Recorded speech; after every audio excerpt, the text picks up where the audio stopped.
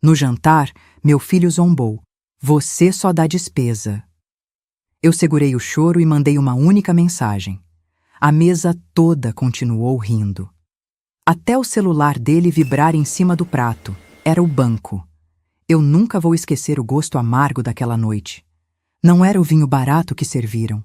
Era o sabor da traição saindo da boca do meu próprio filho. A mesa estava cheia. 12 pessoas que eu não conhecia.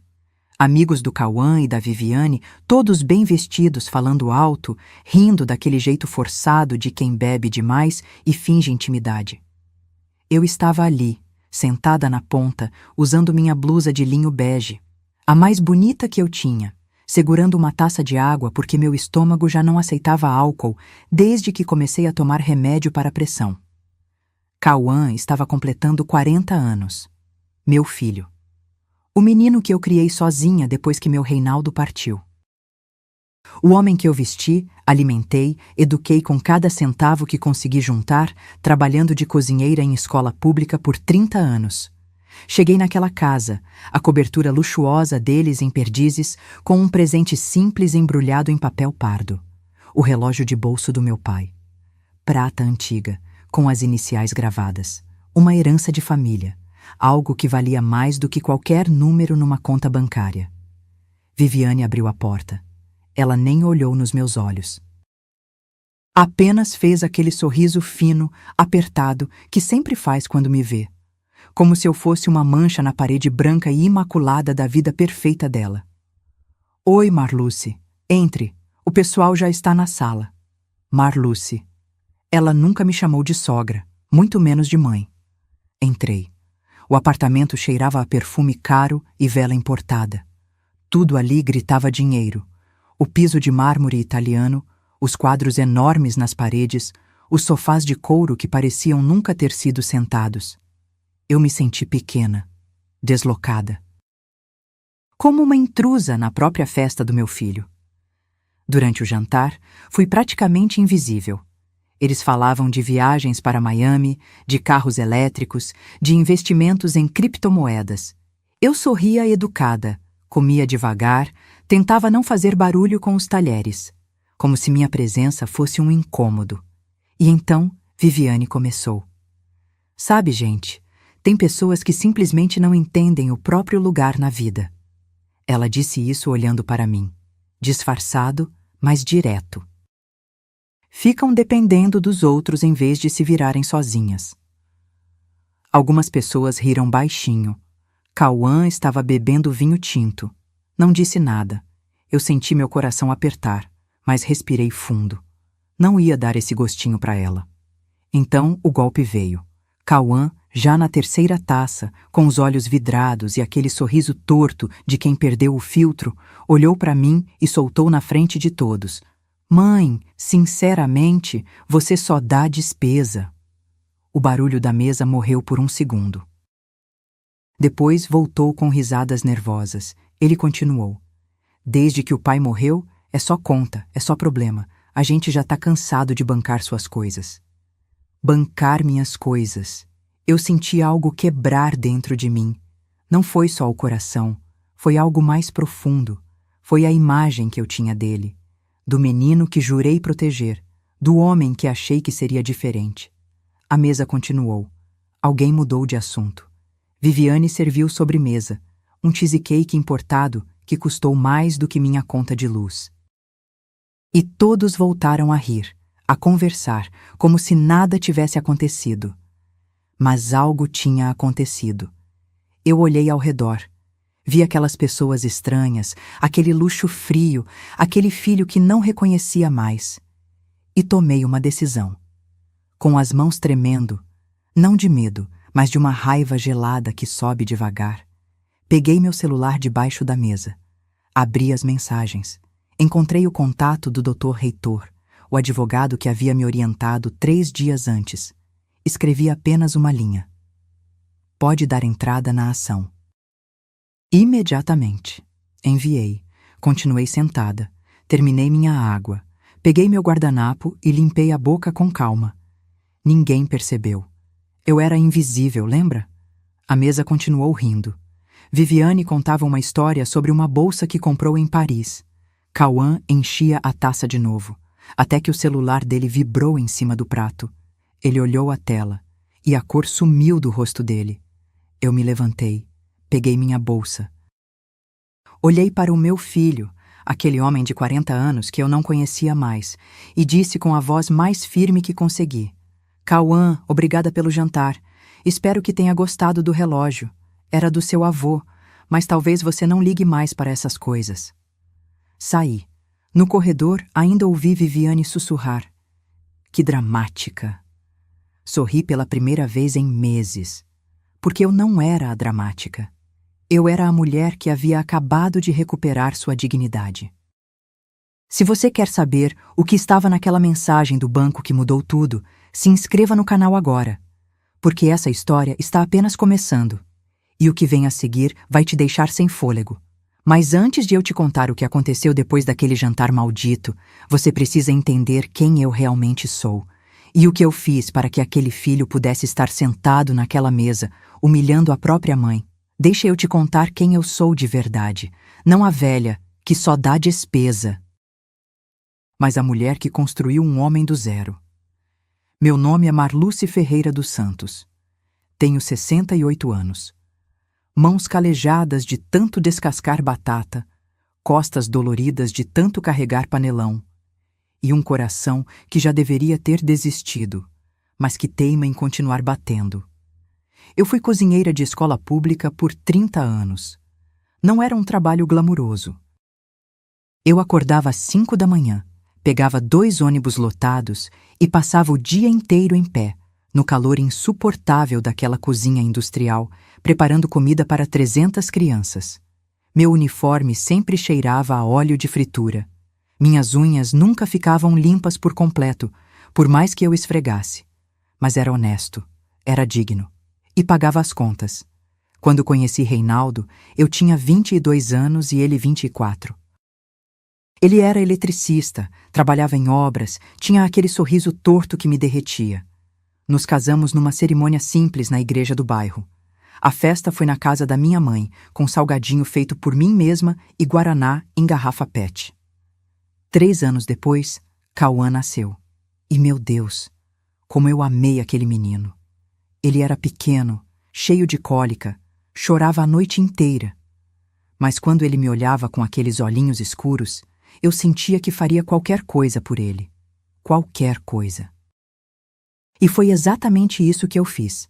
Cauã tinha 15 anos quando Reinaldo foi diagnosticado com câncer no pâncreas. Eu ainda lembro do dia que o médico chamou a gente naquela salinha gelada do hospital público. Lembro do cheiro de álcool e desinfetante. Lembro de segurar a mão do meu marido e sentir ela tremer. Estágio avançado, o médico disse. Como se estivesse falando do tempo. Reinaldo viveu mais 2 anos. 2 anos de quimioterapia, de internações, de ver aquele homem forte definhar na minha frente. Ele não conseguia mais trabalhar. Eu virei a única fonte de renda da casa. Sabe o que é sustentar uma família inteira com salário de cozinheira de escola pública? É fazer milagre com feijão e arroz. É usar a mesma roupa durante anos. É não comprar nada para você porque cada centavo conta. Mas Cauã precisava estudar. Ele queria ser engenheiro. E eu ia fazer isso acontecer, nem que me matasse no processo. Quando chegou a hora do cursinho pré-vestibular, eu não tinha dinheiro, não tinha poupança. Não tinha nada além de um par de brincos de ouro que minha avó tinha me deixado. Ouro velho, português, com pequenas pérolas. Eu guardava numa caixinha de madeira e só usava em ocasiões especiais. Levei na joalheria do seu Osvaldo, ali na rua do mercado. Ele pesou, olhou com aquela lupa de ourives e me ofereceu R$ 3.200. É pouco pelo valor sentimental, dona Marluce. Ele disse com pena. Eu sorri. O valor sentimental está em ver meu filho formado. Vendi. Cauã passou no vestibular de Engenharia Civil na Universidade São Judas. Particular. Mensalidade na época, R$ 1.800. Meu salário era R$ 2.500. Fiz as contas. Não fechava. Então comecei a fazer faxina aos sábados. Casas de madames nos jardins que pagavam R$ 150 o dia. Eu saía da escola na sexta-feira à tarde, pegava o ônibus lotado, chegava em casa quase 8 da noite, e no sábado às 7 da manhã já estava com pano na mão, esfregando o piso de mármore de gente que nunca tinha lavado um prato na vida. Domingo eu passava deitada no sofá porque minhas pernas não aguentavam mais. Foram 5 anos assim. 5 anos pagando aquela faculdade, centavo por centavo. 5 anos sem comprar roupa nova, sem ir ao salão, sem comer fora. Eu vivia de marmita requentada e café preto. Reinaldo morreu no 3º ano da faculdade do Cauã. Foi rápido no final. Numa semana, ele ainda estava conversando comigo. Na outra, já não acordava mais. Enterrei meu marido com o dinheiro que pedi emprestado para a vizinha. E continuei pagando a faculdade. Quando Cauã se formou, ele conseguiu um emprego bom numa construtora. 2 anos depois, veio me falar que tinha conhecido uma moça, Viviane, advogada, filha de empresário. Ela é diferente, mãe, ele disse com aquele brilho no olho. Diferente ela era mesmo. Logo no namoro, Cauã começou a mudar. Passou a ter vergonha da casa simples onde cresceu. Parou de me visitar aos domingos. Quando eu ligava, ele atendia apressado. Tô ocupado, mãe. A gente conversa depois. Mas o pior ainda estava por vir. Quando eles decidiram casar, Cauã me pediu uma ajuda. Precisavam dar entrada num apartamento. Um lugar bom, ele disse, para começar a vida de forma decente. Eu tinha a casa. A mesma casa onde Reinaldo e eu moramos por 26 anos. Não era grande, não era luxuosa, mas era minha. Era o único patrimônio que eu tinha no mundo. Vendi por R$ 120 mil. Dei 65 mil para o meu filho. É para você começar bem, meu amor. Eu disse quando entreguei o cheque. Ele abraçou. Obrigado, mãe. Eu vou te devolver isso, pode ter certeza. Nunca devolveu. Eu fui morar num kitnet de 1,5 quarto em Santana. Aluguel. R$ 1.200 por mês. Chovia dentro quando dava tempestade. O banheiro tinha mofo, mas era o que eu podia pagar com minha aposentadoria de R$ 1.900. E Cauã? Cauã comprou uma cobertura em Perdizes. 3 suítes. Varanda gourmet. Vaga dupla na garagem. Eu fui visitar uma vez só. Viviane não me ofereceu nem café, mas eu ainda não tinha entendido o tamanho da ingratidão. Ainda achava que era só fase, que meu filho voltaria a ser quem eu conhecia. Até que 3 meses antes daquele jantar, descobri algo que me gelou o sangue. Viviane Campos Rodrigues, 36 anos, advogada especializada em direito corporativo, filha de dono de concessionária de carros importados. Cresceu em Alphaville, estudou em colégio particular suíço, fez intercâmbio em Londres, tudo que eu nunca fui. A primeira vez que a conheci, ela usava um blazer branco impecável e uma bolsa que provavelmente custava mais do que 3 meses da minha aposentadoria. O cabelo dela estava preso num coque perfeito, as unhas feitas, o perfume, algo francês e caro, chegava antes dela. Eu estava na cozinha do meu kitnet quando Cauã trouxe ela para me conhecer. Tinha feito um bolo simples de laranja, daqueles com casca ralada que fica úmido e cheiroso. Coloquei numa travessa de vidro que ganhei no meu casamento. Viviane entrou olhando tudo com aquele olhar. Sabe aquele olhar que avalia, julga, cataloga e descarta em 3 segundos? Que... aconchegante, ela disse. O tom era educado, mas as palavras eram veneno disfarçado de mel. Ela não comeu o bolo, disse que estava de dieta low carb. Cauã comeu um pedaço pequeno e elogiou, mas eu vi ele olhar para ela antes, como se pedisse permissão. Foi ali que eu deveria ter percebido. Mas mãe é burra quando se trata de filho. A gente enxerga o que quer enxergar. O namoro foi rápido. 6 meses depois, Cauã já falava em casamento. Eu estranhei a pressa, mas ele parecia feliz. E eu queria que meu filho fosse feliz, mesmo que aquela felicidade tivesse o cheiro de perfume caro e olhar de gelo. Depois que eles ficaram noivos, as coisas começaram a mudar de verdade. Cauã ia menos na minha casa. No começo, era uma vez por semana. Depois, quinzenal. Depois, uma vez por mês. Sempre com desculpas prontas. Trabalho, reunião, viagem com a Viviane. As ligações também mudaram. Antes, a gente conversava por meia hora. Ele me contava sobre o trabalho, me perguntava como eu estava. Agora eram 5 minutos de conversa travada, com ele sempre apressado. Mãe, preciso desligar. A Viviane tá me chamando. Mãe, depois eu te ligo de volta. Tô no meio de uma coisa aqui. Mãe, fim de semana não dá. A gente já tem compromisso. Eu tentava entender. Ele tinha uma vida nova. Uma namorada exigente. Era natural que as coisas mudassem, certo? Errado. Porque não era natural. Era calculado. Eu descobri isso numa tarde de domingo, 4 meses depois do casamento. Liguei pro Cauã porque estava me sentindo mal. Pressão alta, coração acelerado, aquela sensação de que algo estava errado no peito. Pedi para ele me levar no pronto-socorro. Mãe, não dá agora. Tá tendo um almoço aqui em casa com os pais da Viviane. Chama um Uber. Uber. Pra ir pro hospital. Desliguei. Chorei ali mesmo, sentada na beirada da cama. Depois respirei fundo, me vesti e fui sozinha de ônibus. Esperei 4 horas na fila. Era só crise de ansiedade, a médica disse. Me mandou fazer acompanhamento com psicólogo. Psicólogo eu não tinha dinheiro para pagar. 2 semanas depois, encontrei Lúcia, uma antiga colega da escola onde trabalhei. Ela era faxineira no prédio comercial onde ficava o escritório de advocacia da Viviane. Marluce, quanto tempo? Como tá seu filho? Conversamos no ponto de ônibus, e foi ali que Lúcia, sem querer, soltou uma informação que mudou tudo.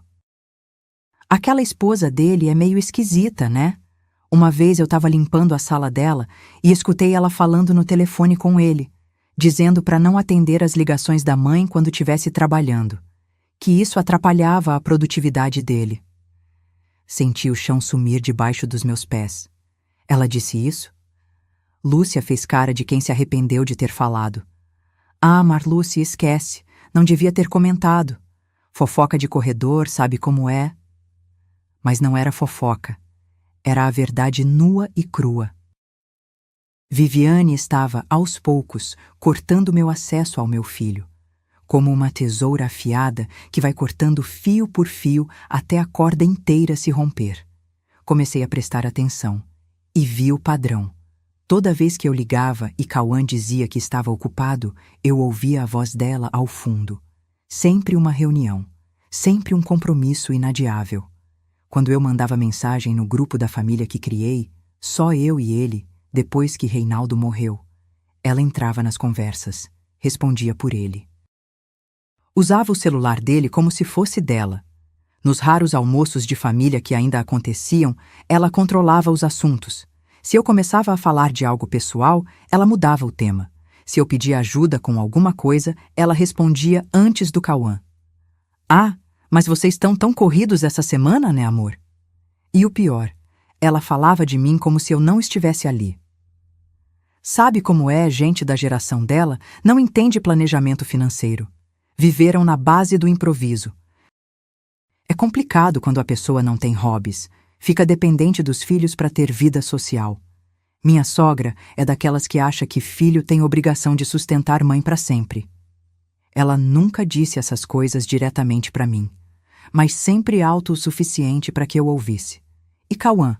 Cauã ria, ou ficava em silêncio. Nunca me defendeu, nem uma vez. Foi aí que entendi. Eu não tinha perdido meu filho para outra mulher. Eu tinha perdido meu filho para uma manipuladora profissional que sabia exatamente o que estava fazendo. E o pior de tudo, ela estava vencendo. Mas Viviane tinha cometido um erro que ela nem imaginava. Porque enquanto ela me afastava do Cauã, eu comecei a perceber algo muito maior. Algo que, 3 meses antes daquele jantar maldito, iria explodir na minha cara como uma bomba. A verdade começou a desmoronar numa terça-feira comum de março. Eu estava voltando da farmácia, carregando uma sacolinha com meus remédios do mês. Captopril para pressão, atorvastatina para o colesterol e um antiácido porque meu estômago vivia queimando de tanto nervoso. Gastei R$ 143. Mais da metade tinha saído do bolso porque o remédio de pressão novo não tinha no posto. Sentei no ponto de ônibus para descansar. Minhas pernas doíam. Artrose no joelho esquerdo. O médico tinha falado que eu precisava fazer fisioterapia, mas cada sessão custava R$ 80. Impossível.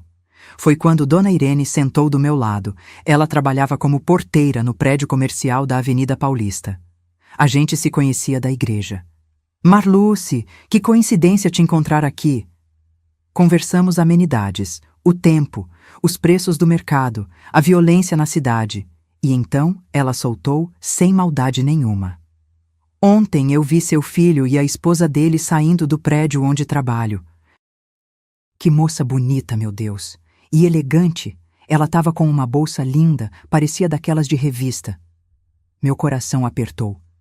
Eles trabalham por lá? Ah, não sei se trabalham, mas estavam saindo do 21, aquele restaurante chique no 21º andar. Sabe quanto custa o almoço lá? Minha filha foi uma vez e pagou R$ 250 no prato. Um prato só. Sorri amarelo. R$ 250 num prato. Eu almoçava com 10. Mas que bom que eles estão bem, né? Seu filho cresceu na vida. Você deve ter orgulho. Orgulho. Cheguei em casa e fiz o que não deveria ter feito. Abri o Instagram. Eu tinha criado uma conta meses atrás só para poder ver as fotos que Cauã postava. Ele não me seguia de volta. Viviane tinha perfil privado, mas o dele era aberto. Comecei a rolar a tela, e cada foto era uma facada. Viviane na frente de uma loja da Louis Vuitton, segurando sacolas. Legenda: presente para mim mesma, porque eu mereço. Cauã num restaurante japonês caro, com aquelas bandejas de sushi que parecem obra de arte. Legenda: sexta-feira abençoada. Os dois na praia de Cancún, numa espreguiçadeira de frente para o mar azul cristalino. Viviane de biquíni vermelho, ele sem camisa, drinks coloridos na mão. Legenda: recarregando as energias no paraíso. Cancún. Eles tinham ido para Cancún. Rolei mais. Fotos de um carro novo na garagem. Um BMW prata, reluzente. Chegou o novo integrante da família. Fotos de restaurantes caros, vinhos importados, hotéis 5 estrelas, roupas de marca. E enquanto isso, 3 semanas atrás, eu tinha ligado pro Cauã pedindo R$ 300 emprestados para comprar meus remédios, porque a aposentadoria tinha atrasado. Mãe, tá difícil esse mês. Deixa eu ver se consigo na semana que vem. Nunca conseguiu. Eu paguei os remédios com o dinheiro que tinha guardado para comprar um cobertor novo. O meu estava rasgado. Passei o inverno inteiro tremendo de frio debaixo de um cobertor furado porque meu filho não tinha R$ 300 para me emprestar. Mas tinha dinheiro para BMW. Continuei investigando. Como uma louca, eu admito. Mas precisava entender. Descobri que eles não moravam mais no apartamento que compraram com meu dinheiro. Aquele tinham alugado. Agora moravam numa cobertura em Perdizes. Procurei o endereço no Google.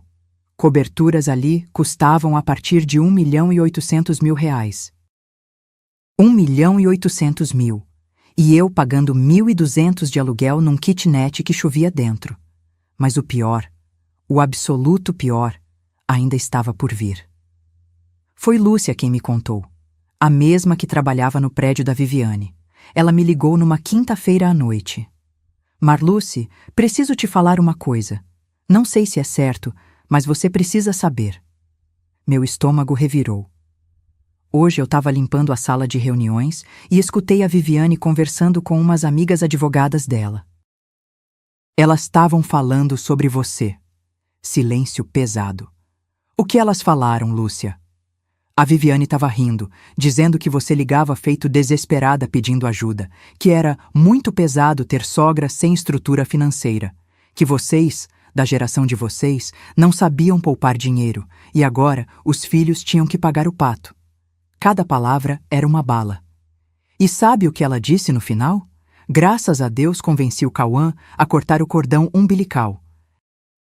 Se dependesse dele, estava até hoje bancando pensão para a mãe. Desliguei o telefone. Não consegui nem agradecer a Lúcia. Sentei no chão da cozinha e chorei.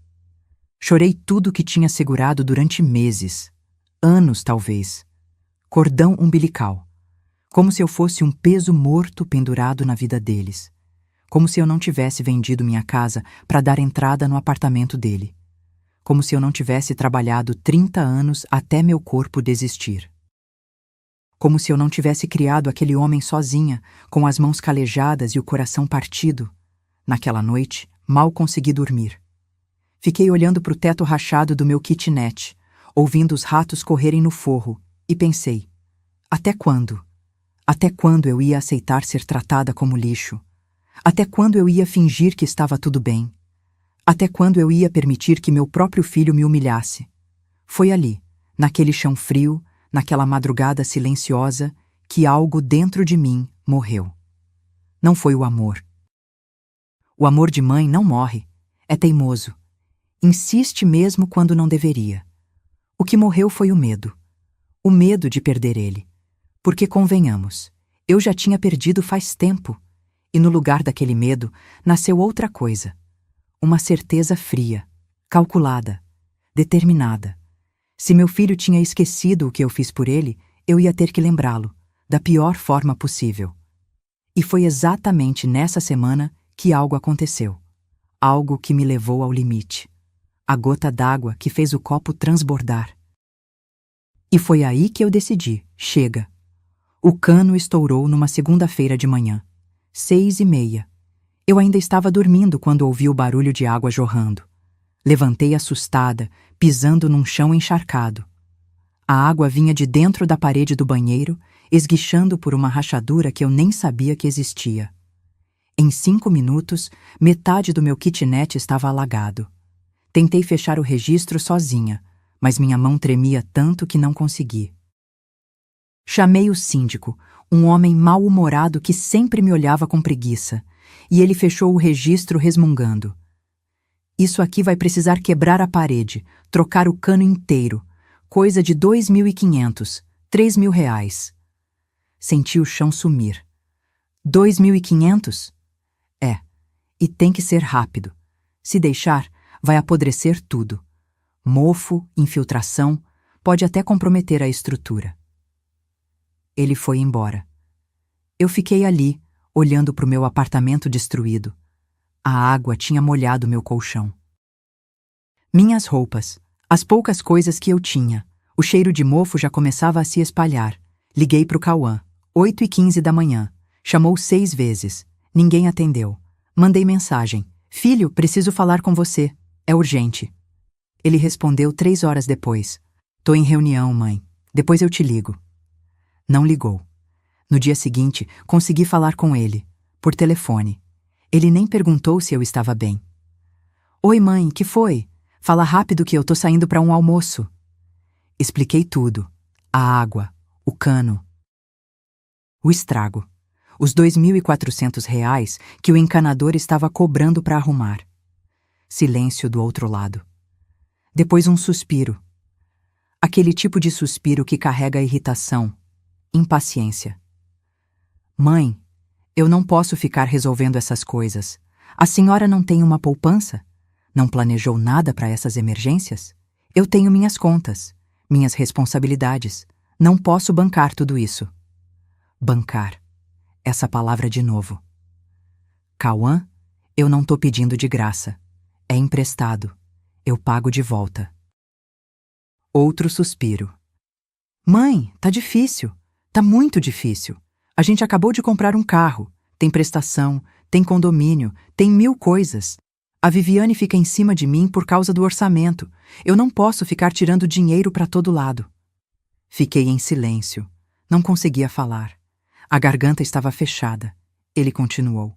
E foi aí que veio o golpe final. Sinceramente, mãe, a senhora já tem quase 70 anos. Não era para ter se preparado melhor, juntado um dinheiro?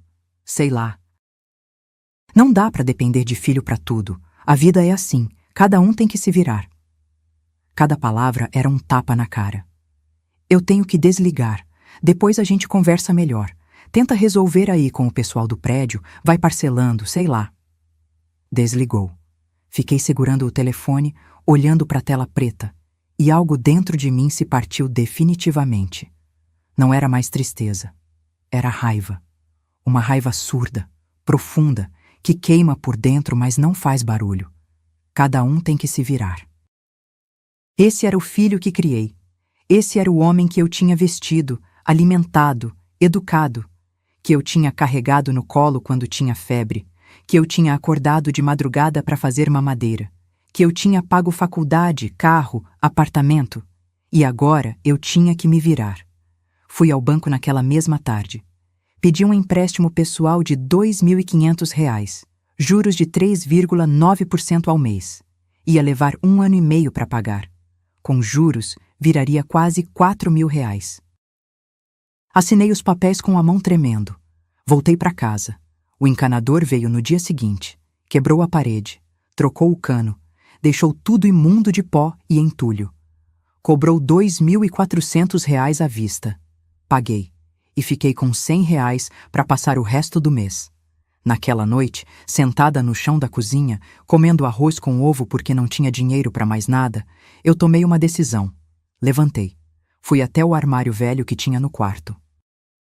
Abri a gaveta de baixo, onde guardava documentos antigos, procurei embaixo das certidões, das contas pagas, dos papéis amarelados, e encontrei uma pasta parda, grossa, com um carimbo de cartório. Dentro dela, um documento que eu tinha esquecido que existia. Escritura pública de doação de numerário com cláusula de reversão. Meu marido Reinaldo tinha insistido para eu fazer isso quando dei o dinheiro para o Cauã. Na época, eu achei exagero. Ofensa, quase. Amor, não precisa disso. É nosso filho. Ele jamais ia... Mas Reinaldo, já doente, já vendo o fim chegar, me olhou com aqueles olhos fundos e disse: Marluce, proteja seu futuro. Eu não vou estar aqui para te defender. Então coloca no papel. Confie, mas documente. Eu tinha chorado. Tinha achado uma crueldade pensar que meu filho pudesse ser ingrato. Mas fiz. Porque Reinaldo pediu. Porque ele insistiu. Porque, no fundo, ele sabia o que eu me recusava a admitir. Li o documento inteiro. Cada linha, cada cláusula. Estava tudo ali. Registrado. Legal. Válido. Em caso de ingratidão grave, abandono material ou moral, desrespeito ou ofensa à dignidade da doadora, a presente doação poderá ser revogada judicialmente, devendo o donatário restituir o valor atualizado ou equivalente em bens. Ingratidão grave, abandono moral, desrespeito. Tudo isso meu filho tinha feito, e mais. Peguei meu celular, procurei advogado revogação de doação no Google. Apareceram vários, escolhi um com boas avaliações e mandei mensagem pelo WhatsApp. No dia seguinte, estava no escritório dele, Dr. Heitor Andrade. 50 e poucos anos, cabelo grisalho, olhar sério, mas gentil. Contei tudo, cada humilhação, cada desprezo, cada promessa quebrada. Ele ouviu em silêncio, pegou o documento, analisou. Dona Marluce, a senhora tem um caso fortíssimo. Isso aqui é blindado. A lei está do seu lado. Senti algo despertar dentro de mim. Não era vingança. Era justiça. Quanto tempo leva? Depende. Mas com essas provas, com testemunhas, pode ser rápido. 3, 4 meses. E se ele não quiser pagar? Penhora de bens, bloqueio de contas, a justiça obriga. Sorri pela primeira vez em semanas. Então vamos em frente. A senhora tem certeza? É seu filho. Não quer tentar conversar antes? Olhei para ele e disse com uma firmeza que eu nem sabia que tinha. Eu tentei durante 4 anos. Agora é a vez da justiça tentar. 3 dias depois, recebi o convite para o aniversário do Cauã. Um jantar na casa dele, com amigos. Olhei para o convite. Olhei para o documento no meu armário e soube exatamente o que fazer. Eu ia naquele jantar. Ia com meu presente simples e meu coração partido. Mas dessa vez, eu não ia sair de lá como a coitada. Eu ia sair de lá como a mulher que finalmente tinha aprendido a se respeitar. A escritura estava ali na minha frente, em cima da mesa da cozinha. Papel timbrado, assinatura reconhecida em cartório, testemunhas, registro em livro. Peguei minha xícara de café requentado. Eu nunca jogava café fora, sempre esquentava de novo. E li cada palavra daquele documento pela 5ª vez. A data saltou na minha cara. 18 de setembro de 2019. 4 anos e meio atrás. Eu lembrava daquele dia como se fosse ontem. Reinaldo estava internado. Tinha tido uma crise forte na noite anterior. Os médicos disseram que era questão de semanas, mas ele tinha insistido em sair do hospital por algumas horas. Preciso resolver algo importante, ele tinha dito. Fomos direto ao cartório. Eu de um lado dele, praticamente segurando meu marido em pé. Ele estava magro, amarelado, respirando com dificuldade. Mas determinado. O tabelião, um senhor de óculos grossos, chamado Dr. Valdemar, leu o documento em voz alta naquela salinha com cheiro de papel velho e café. Doação de R$65 mil ao filho Cauã Felipe Ferreira dos Santos, com cláusula de reversão em caso de ingratidão, abandono material ou moral, ofensa à dignidade da doadora. Eu tinha olhado para o Reinaldo. Amor, não precisa disso. É nosso filho. Ele apertou minha mão. Aquela mão fria, fina, cheia de roxo das agulhas do hospital. Marluce, eu vou morrer. Talvez em 1 semana, talvez em 2, mas você vai ficar. E eu preciso saber que você está protegida. Mas ele jamais... Escuta. A voz dele saiu firme, mesmo rouca. Pessoas mudam, principalmente quando casam. Eu vi como aquela moça olha para você. Eu vi e não gostei. Então faz isso por mim. Assina esse papel, mesmo que nunca precise usar. Assinei chorando. Achei que era crueldade, desconfiança. Uma ofensa ao meu filho. Reinaldo morreu 11 dias depois. E agora, 4 anos e meio depois, eu estava ali segurando aquele papel como se fosse ouro. Porque ele era ouro. Era minha dignidade impressa em tinta preta. Dr. Heitor me explicou tudo nos mínimos detalhes naquela primeira consulta. Dona Marluce, esse tipo de cláusula existe exatamente para isso, proteger doadores de filhos ingratos. A lei brasileira permite a revogação quando há ingratidão grave. Mas o que é considerado ingratidão grave? Ofensas, injúrias, abandono, recusa de assistência quando a mãe precisa. Tudo que a senhora me relatou se encaixa perfeitamente. Ele pegou um bloco e começou a anotar. Vamos precisar de provas. Mensagens onde ele recusou ajuda, testemunhas das humilhações, extratos bancários mostrando que a senhora vive com menos de R$2 mil por mês, enquanto ele tem patrimônio de quase 2 milhões. Laudos médicos comprovando seu estado emocional. Eu tenho mensagens. Ótimo. Guarda tudo. Não apaga nada. Até as respostas frias, os depois a gente vê, os tá difícil, tudo serve. Passei os 3 dias seguintes reunindo provas como se minha vida dependesse disso. Porque dependia. Tirei print de todas as mensagens onde pedi ajuda e fui ignorada. Tinha dezenas. Filho, pode me emprestar R$150? A conta de luz veio alta. Sem resposta. Cauã, meu remédio acabou, você pode. Visualizado e ignorado. Peguei meus extratos bancários dos últimos 2 anos. R$1.900 de aposentadoria entrando. Aluguel, luz, água, comida, remédios saindo. Saldo final no fim do mês. Às vezes 0, às vezes negativo. Liguei para Lúcia, a que trabalhava no prédio da Viviane. Perguntei se ela topava ser testemunha. Ela hesitou. Tinha medo de perder o emprego, mas quando expliquei tudo, ela aceitou. Marluce, isso que estão fazendo com você é desumano. Eu testemunho sim. Fui atrás da dona Irene, a que tinha me contado sobre o restaurante caro. Ela também aceitou. Reuni recibos do empréstimo que fiz para consertar o cano.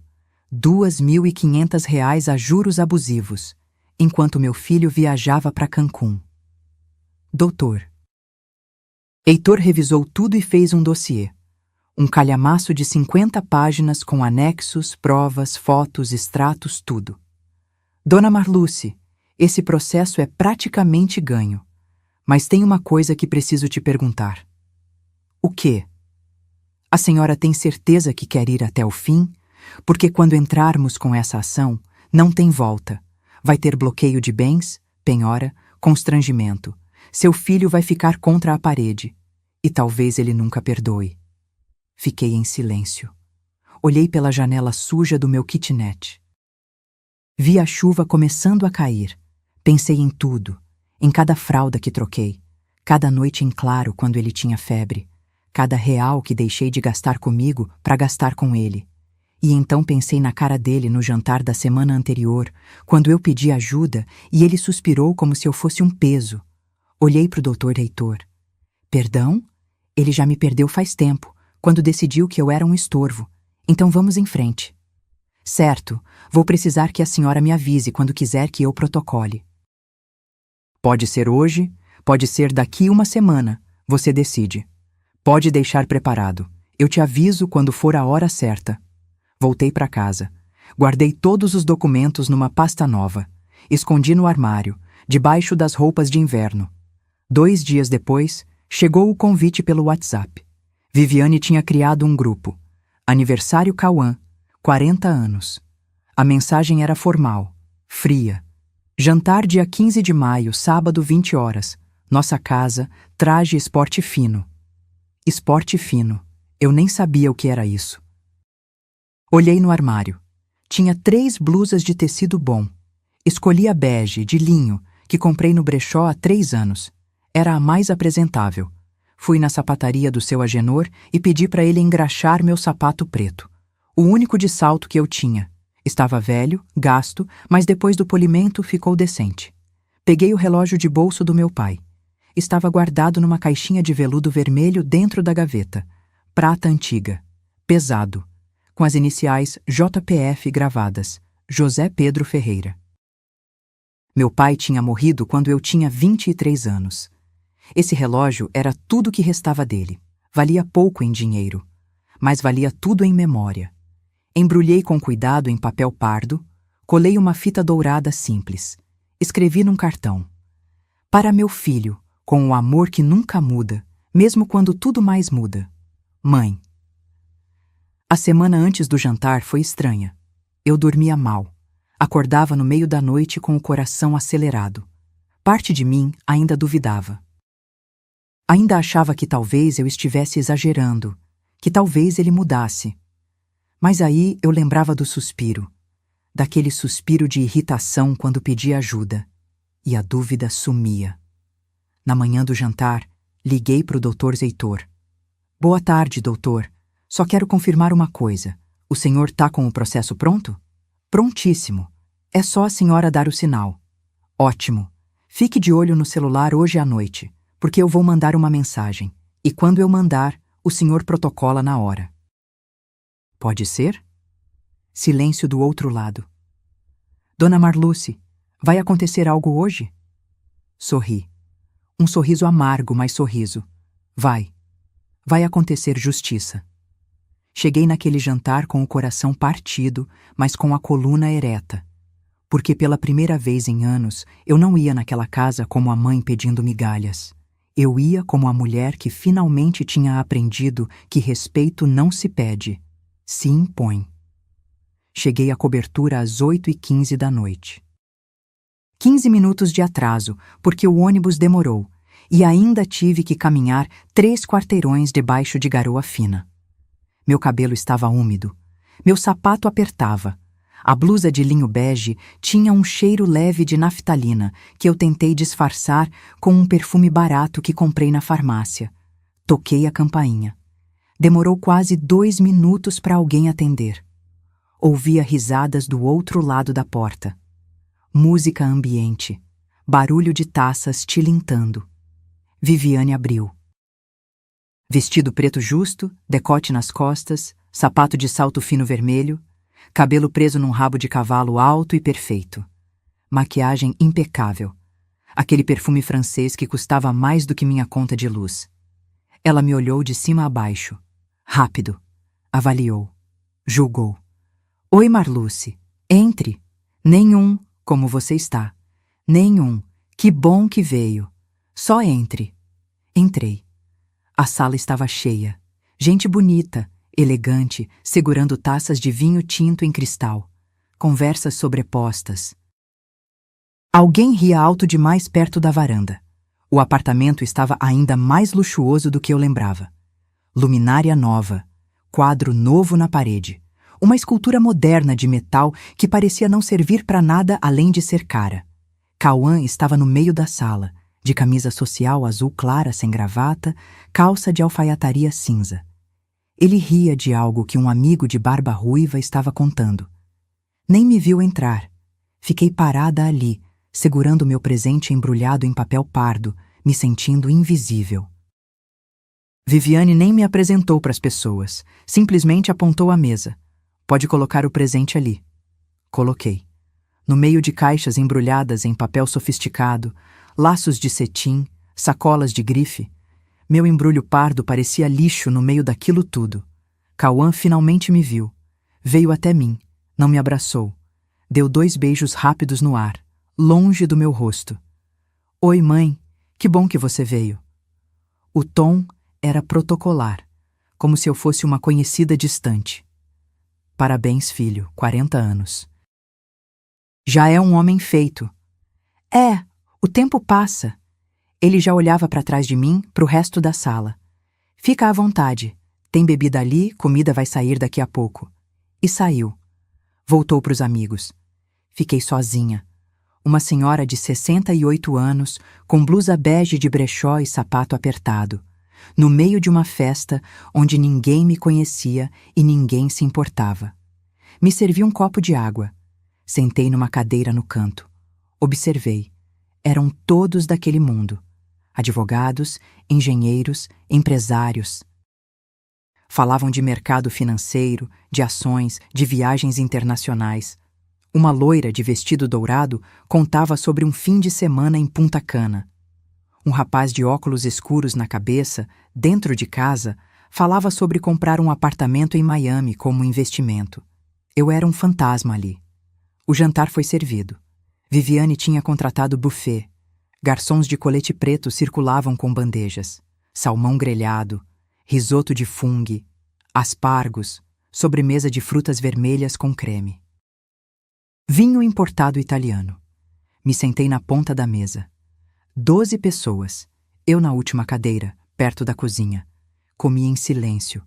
O salmão estava bom, mas eu mal sentia o gosto. Meu estômago estava embrulhado. Foi durante a sobremesa que começou. Viviane, já na 3ª taça de vinho, começou a falar mais alto.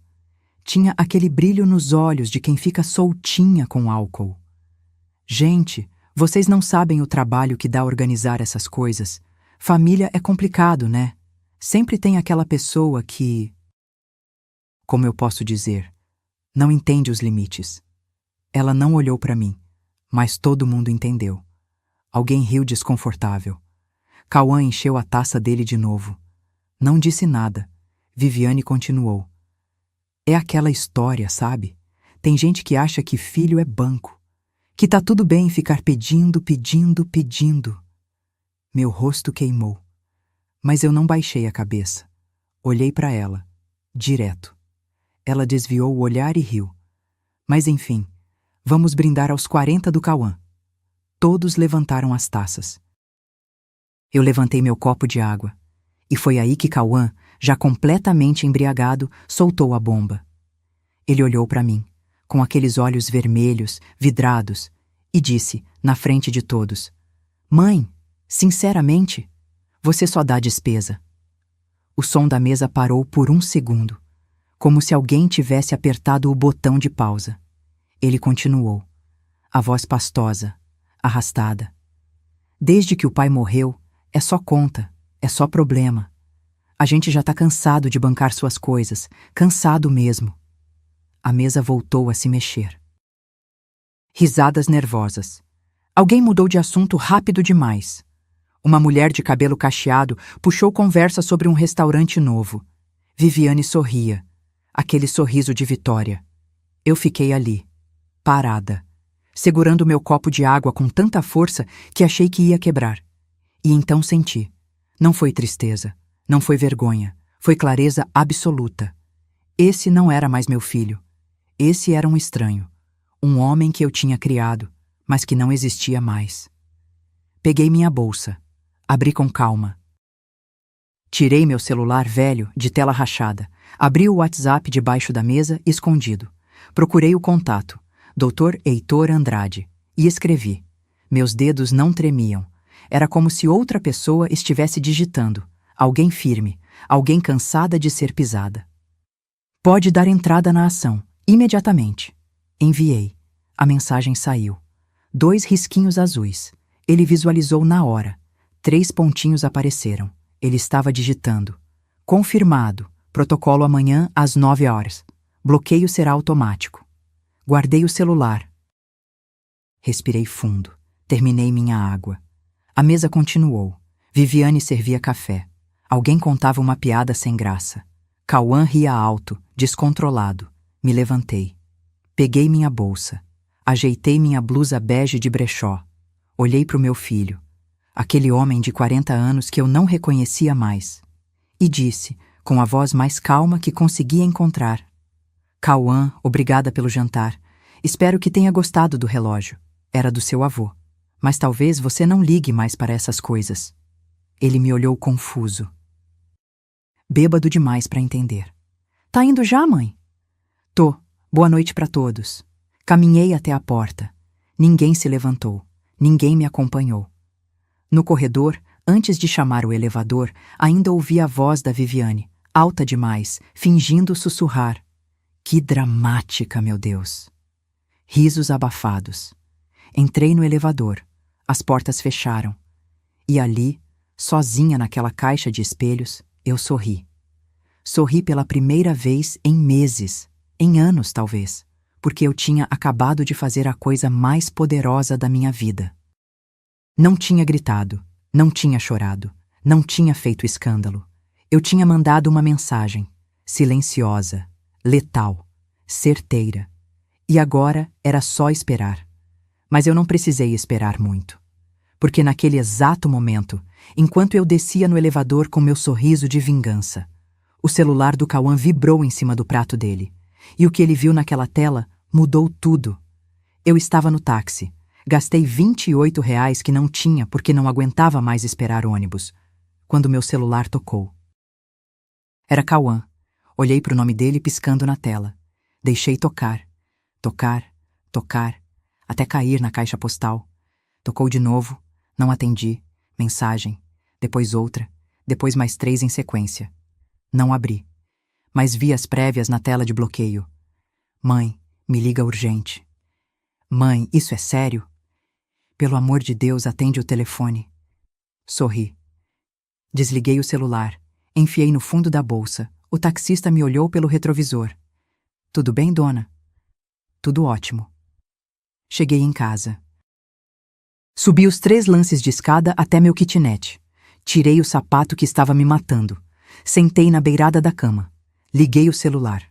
17 chamadas perdidas. 23 mensagens. Li uma por uma, devagar, saboreando cada palavra de desespero. Mas antes de te contar o que estava escrito ali, deixa eu te explicar o que tinha acontecido naquela mesa de jantar, porque eu só fiquei sabendo dos detalhes depois, pela boca da própria Lúcia, que conhecia uma das garçonetes do buffet. Então, volta comigo para a cobertura. 3 minutos depois que eu saí. Cauã estava terminando o café quando o celular dele vibrou. 1 vez. 2, 3. Ele pegou, olhou a tela e congelou. Era uma notificação do banco, daquelas em vermelho com ponto de exclamação. Alerta de bloqueio judicial. Processo no 00458 do 9 83.2025, 8.26.00 Ordem de bloqueio preventivo de valores e ativos em cumprimento de decisão liminar. Ele clicou, a mão já tremendo. Abriu o aplicativo. A tela carregou devagar, aquela rodinha girando que parece demorar uma eternidade quando você está desesperado. E então apareceu. Saldo bloqueado. R$ 127.483, linha de crédito. Suspensa cartão de crédito bloqueado. Embaixo, em letras pequenas. Bloqueio judicial. Ação de revogação de doação por ingratidão.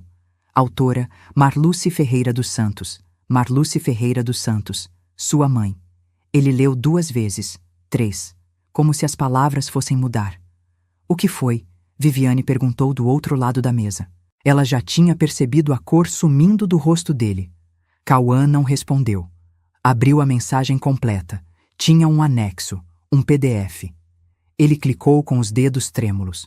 Excelentíssimo senhor doutor juiz de direito da 3ª Vara Cível da Comarca de São Paulo, Marluce Ferreira dos Santos, já qualificada, vem respeitosamente perante Vossa Excelência propor ação de revogação de doação por ingratidão contra Cauã Felipe Ferreira dos Santos.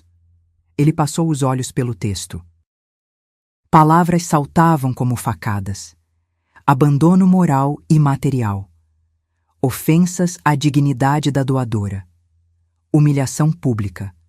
Recusa reiterada de auxílio. Doação de R$ 65.000 registrada em cartório com cláusula de reversão. R$ 65.000. Atualizados, segundo o documento, já passavam de R$ 89.400. Cauã! Viviane levantou da cadeira. O que está acontecendo? Ele não conseguia falar. Apenas mostrou o celular para ela. Viviane leu. Os olhos dela foram ficando cada vez mais arregalados. Isso é mentira. Ela não pode fazer isso. Ela não pode... Pode, uma das amigas advogadas dela disse. Tinha se aproximado, curiosa. Leu por cima do ombro da Viviane. Doação com cláusula de reversão. Se comprovar ingratidão grave, a lei permite revogar. E pelo que eu tô vendo aqui, vocês estão ferrados. O silêncio que caiu naquela mesa foi mais pesado que chumbo. Os 12 convidados olhavam, alguns com pena. Outros com aquela curiosidade mórbida de quem tá vendo o circo pegar fogo e quer ver até onde vai. Viviane começou a gritar. Isso é um absurdo! Ela tá fazendo isso porque é vingativa, porque eu não deixo ela manipular o Cauã. Isso não vai dar em nada. Mas a amiga advogada balançou a cabeça. Vai sim, e rápido. Tem jurisprudência forte. Se ela tem provas de abandono, de ofensas, de recusa de ajuda, o juiz defere fácil, e com liminar, o bloqueio é imediato. Cauã tentou ligar para mim. 1 vez, 2, 5, 10. Eu não atendi nenhuma. Ele mandou mensagens. Mãe, preciso falar com você. Por favor, atende. A gente pode resolver isso conversando. Não precisa disso. Viviane arrancou o celular da mão dele. Para de se humilhar. Ela que vai ver. A gente vai contratar o melhor advogado de São Paulo e vai processar ela por calúnia, por difamação, por... Por nada, a amiga interrompeu. Porque ela tá certa. E se vocês não tiverem como devolver esse dinheiro, vão ter que vender alguma coisa. Silêncio. Vender o quê? Viviane perguntou com a voz estrangulada. Carro, apartamento, o que tiver no nome dele. Juiz pode penhorar até encontrar o valor. A festa acabou ali. Os convidados começaram a sair. Desculpas esfarrapadas. Ah, tá tarde. Tenho compromisso cedo amanhã. Foi ótimo, parabéns, Cauã. Em 20 minutos, o apartamento estava vazio. Só sobraram Cauã e Viviane. E o silêncio pesado de quem acabou de ser atingido por um trem. Enquanto isso, eu estava no meu kitnet, deitada na cama, lendo as mensagens dele com calma. A última dizia: Mãe, pelo amor de Deus, vamos conversar. Eu sei que eu errei. Me perdoa. A gente resolve isso. Não deixa chegar nesse ponto. Suspirei. Bloqueei o número dele. Não era crueldade, era sobrevivência. Ele tinha tido anos para me tratar com respeito, anos para me ajudar quando pedi, anos para ser o filho que eu criei. Escolheu me humilhar, na frente de estranhos, no próprio aniversário. Agora ia aprender que mãe não é capacho, não é banco, não é alguém que você usa e descarta. Mãe é ser humano, com dignidade, com limites, com direitos. E eu tinha acabado de usar o meu. Desliguei a luz. Fechei os olhos. E pela primeira vez em 4 anos, desde que Reinaldo morreu, dormi a noite inteira sem acordar com aperto no peito. Porque justiça, quando finalmente chega, acalma até o coração mais partido. Mas a guerra estava apenas começando. Porque Viviane não era mulher de aceitar derrota calada. E nos próximos 4 meses, eu ia descobrir até onde uma pessoa desesperada é capaz de ir. O processo foi protocolado numa segunda-feira, 9 da manhã. Dr. Heitor me ligou às 9h20. Dona Marluce, está feito. A juíza é a doutora Helena Vasconcelos, conhecida por ser rigorosa e imparcial. Isso é bom pra gente. Senti um frio na barriga, mas não era medo, era adrenalina. E agora? Agora esperamos a defesa deles. Tem 15 dias para responder, mas o bloqueio já está ativo. Não podem mexer no dinheiro até o juiz decidir. Desliguei. Fiz um café. Sentei na janela do kitnet e olhei a rua cinzenta lá embaixo. Crianças indo para a escola, gente correndo para o trabalho. A vida seguindo como se nada tivesse mudado. Mas para mim, tudo tinha mudado. 3 dias depois, Cauã apareceu na minha porta. Eram 7 da noite. Eu estava fazendo uma sopa de legumes, a mesma que fazia toda semana porque rendia e era barata. Bati na porta. Forte, desesperado. Olhei pelo olho mágico. Era ele, sozinho, sem a Viviane. Abri a porta só até onde a corrente permitia. Mãe, preciso falar com você. Não temos nada para conversar. Fala com meu advogado. Mãe, pelo amor de Deus, abre essa porta. Vamos resolver isso. Olhei nos olhos dele. Estavam vermelhos. Não sei se de bebida ou de choro. Talvez os dois. Resolver como, Cauã? Me humilhando de novo? Me chamando de despesa? Ele abaixou a cabeça. Eu estava bêbado. Eu não queria dizer aquilo. Bêbado? Você acha que foi só aquela noite? E as outras vezes que eu pedi ajuda e você fingiu que não viu? E os 3 anos que você mal ligou para saber se eu estava viva? Eu sei que eu errei, mãe, eu sei. Mas a gente é família. A gente não resolve as coisas assim, na justiça.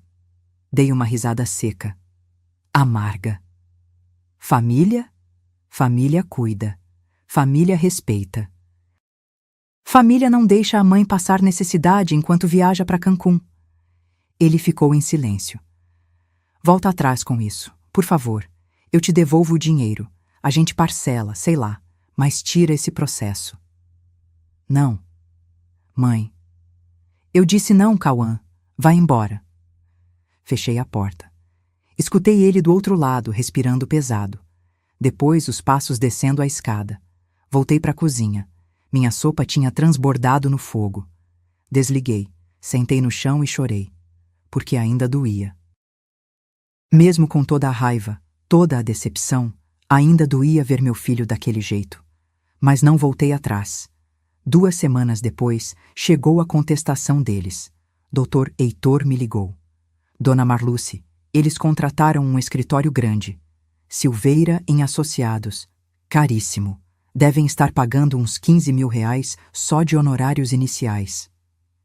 E o que eles argumentaram? Basicamente que a doação foi espontânea, sem coação. Que o relacionamento entre mãe e filho sempre foi cordial, mas que a senhora estava ressentida por ele ter construído vida própria. Que ele sempre ofereceu ajuda, mas a senhora recusava por orgulho. Quase ri. Orgulho? É o que eles estão tentando vender.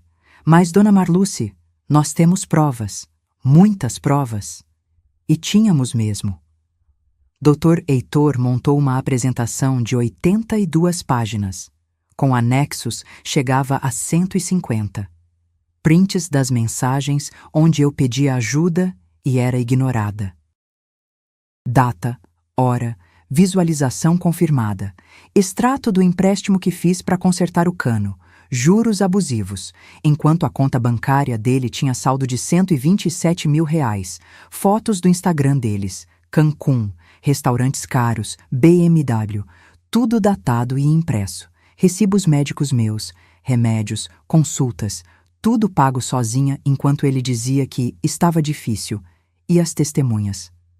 Lúcia foi a primeira. Depôs no fórum numa quinta-feira chuvosa.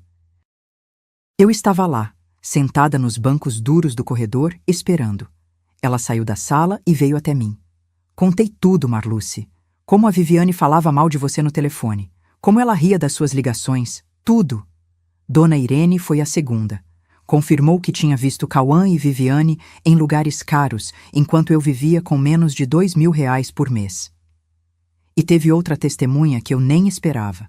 Júlio, um ex-colega de trabalho do Cauã que tinha presenciado o jantar do aniversário.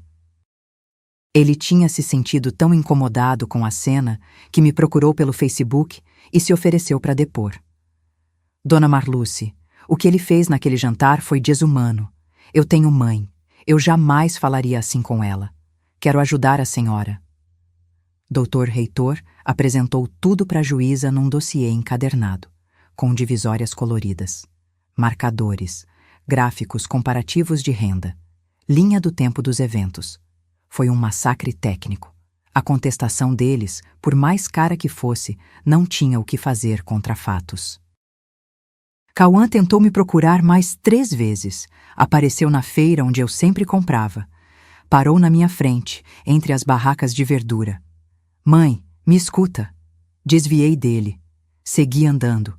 Mandou flores para o meu endereço. Um buquê de rosas amarelas com um cartão. Me perdoa, te amo. Dei as flores para Dona Cida, minha vizinha. Ligou de números desconhecidos. Eu reconhecia a voz e desligava. Viviane curiosamente sumiu. Não tentou falar comigo nenhuma vez. Acho que sabia que não tinha o que dizer. Ou tinha vergonha, ou as duas coisas. Mas eu soube por Lúcia que o casamento deles estava rachando. Brigas constantes. Viviane culpando Cauã por não ter cortado relação comigo antes.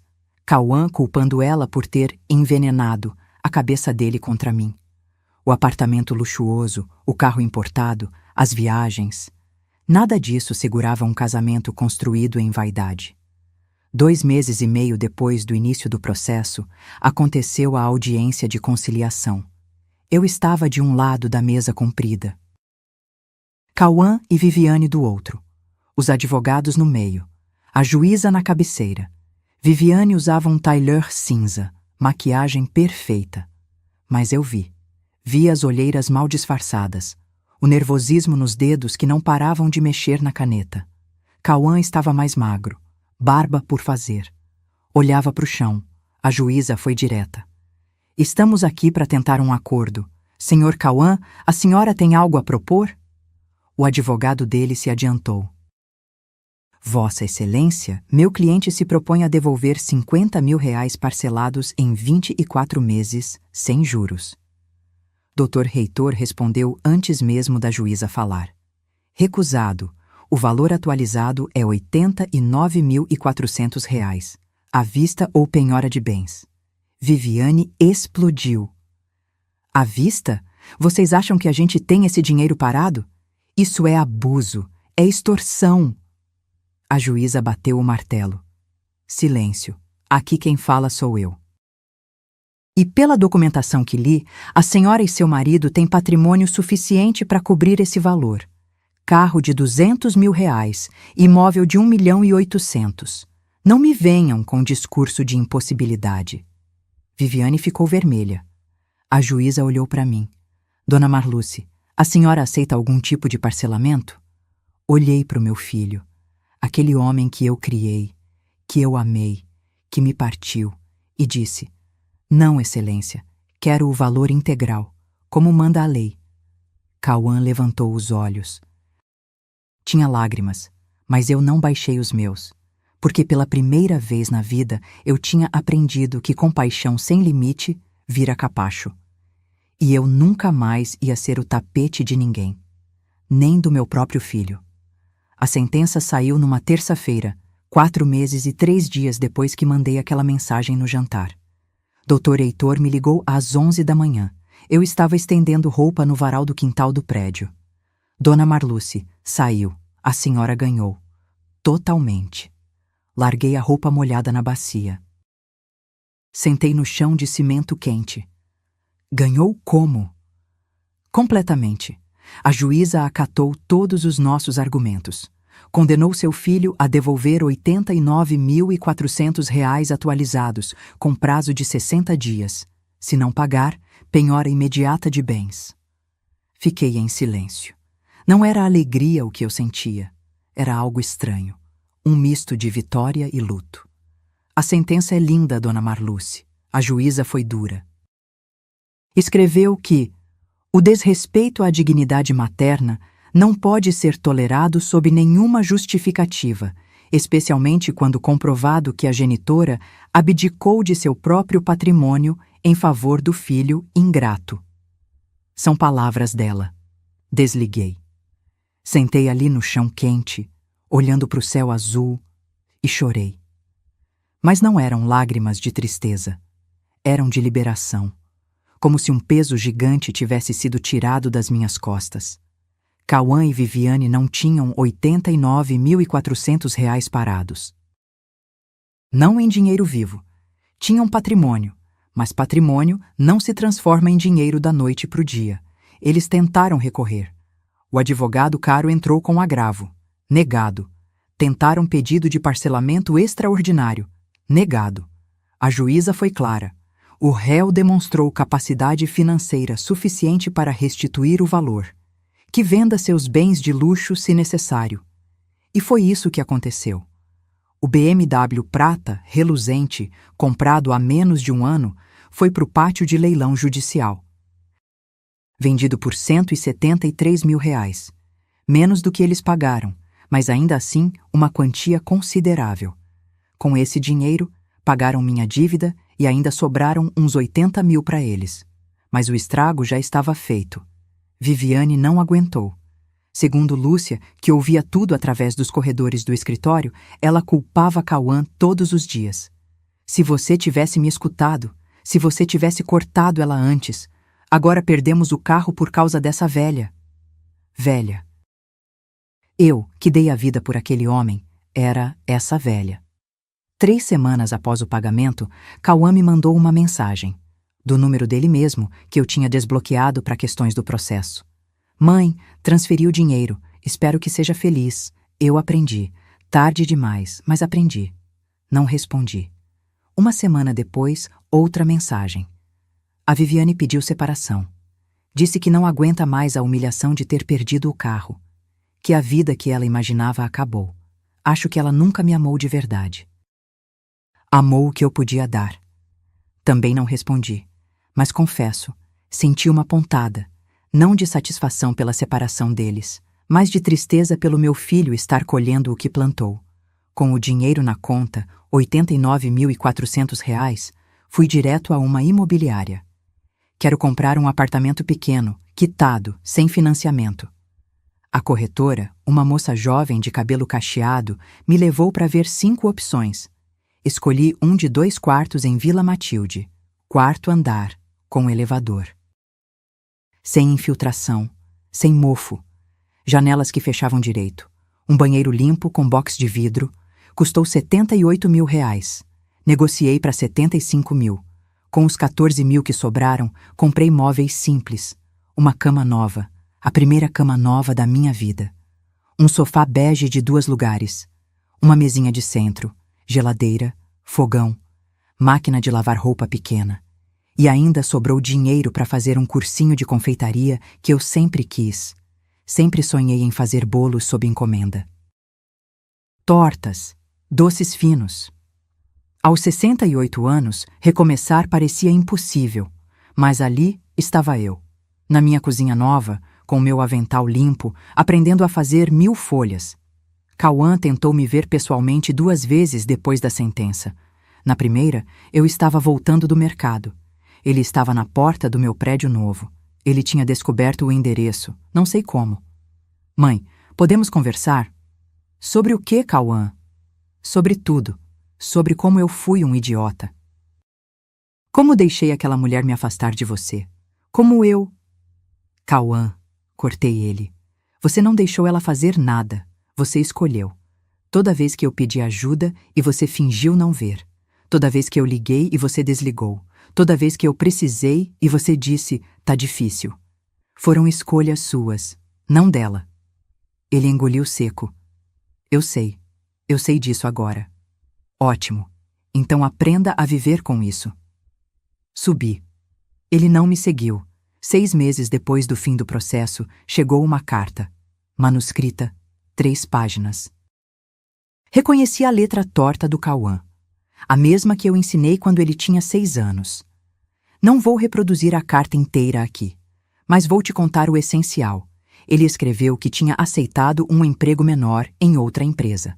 Salário mais baixo, sem mordomias, que estava morando num apartamento alugado simples em Tatuapé, que Viviane tinha casado de novo, com um empresário mais velho, mais rico. Ela encontrou o que sempre quis, ele escreveu com amargura.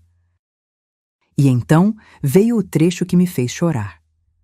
Mãe, eu aprendi da pior forma que família não se compra com dinheiro. Se compra com presença, com respeito, com amor de verdade.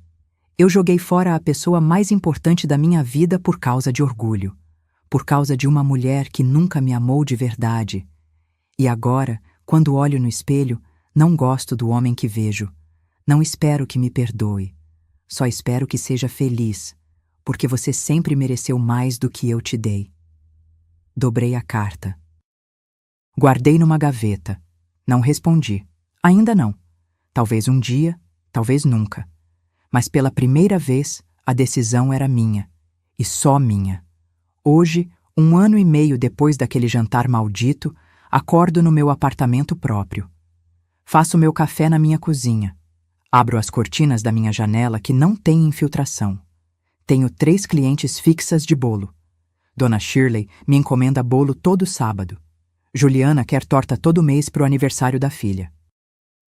E Cristiane me chamou para fazer os doces do casamento da sobrinha dela. Não é fortuna, mas é dignidade, é autonomia. É saber que eu não dependo de ninguém. Às vezes, de noite, ainda penso no Cauã. Me pergunto como ele está, se aprendeu mesmo, se mudou. Mas então eu lembro, a vida dele não é mais minha responsabilidade. Nunca foi. Eu fiz minha parte. Mais do que minha parte. Agora é a vez dele aprender a ser homem de verdade. E eu aprendi que amor próprio não é egoísmo, é sobrevivência.